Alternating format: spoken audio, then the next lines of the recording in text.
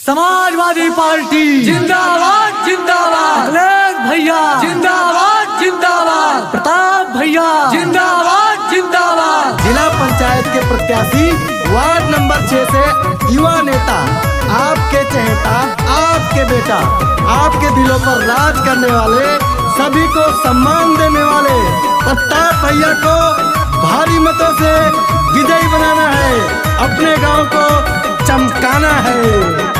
Music by captain Mishra. हमारा प्रताप भैया है खेत के किसानवा, हमारा प्रताप भैया है खेत के किसानवा, हमारा प्रताप भैया है। याद राखो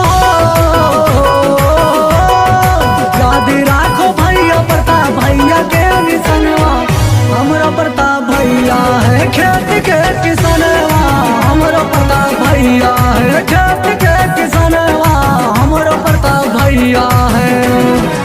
लहरें तो बहुत उठी पर समंदर जैसे नहीं, नेता तो बहुत आएंगे पर प्रताप भैया जैसा नहीं।